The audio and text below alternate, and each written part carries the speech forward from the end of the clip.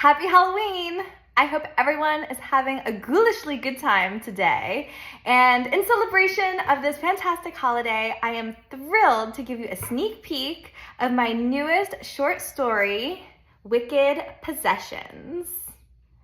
It is a free, standalone witchy business romance. And it's a part of the Halloween flash fiction event from Funk and Fiction blog. And so I am super excited about this release. It is so adorable. These characters are amazing. And I have a little bit of a sneak peek for you in celebration of Halloween and in the hopes that you will enjoy this free witchy business romance. Demonic possession shouldn't be this difficult.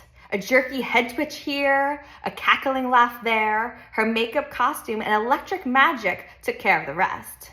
Besides, their amateur horror movie wouldn't be nominated for any Academy Awards if Vienna cast as the monster instead of the lead.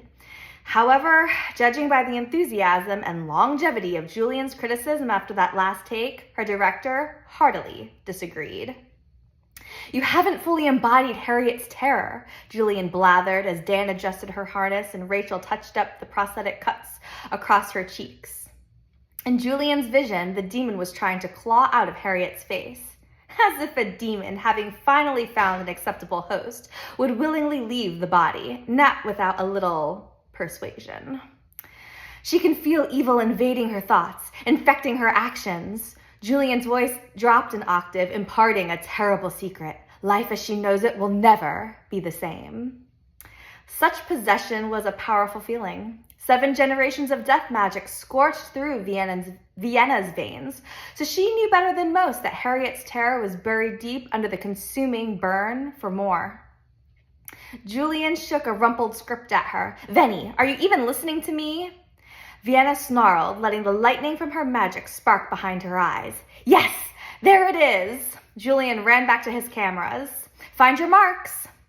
Dan gave the rigging a final tug and winked. "You're all set." He nodded at Rachel. "Wrap it up, bullseye." She looked spectacularly terrifying. Rachel's lips pinched even as her face flamed. She dabbed at Vienna's temple with a few final sponge taps, then dashed off with Dan to the sound booth. Already at her mark, Shelley stayed right where she was at the base of the scaffolding, a vision in white tulle and blood splatter, perfectly embodying slain innocence without any of Julian's criticism. Vienna sneered at her, and then at the scaffolding she needed to climb. Again, for the 5th time. "Your third take was money, but Julian's right. That fire in her eyes right now," Kenneth whistled, "priceless." Kenneth Carmine Daniels, the male lead saving Shelley's ethereal incompetence from Vienna's evil ways, and the unnerving distraction that Vienna didn't need on this set. She didn't want to enjoy the shiver of his deep voice tickling her spine, or the blade of his sharp eyes cutting short her breath, or the heat of his surefire grin lighting her insides. She didn't know what possessed her body every time Kenneth acknowledged her presence, but it wasn't anything so darkly certain as death magic. But it was doubly addictive.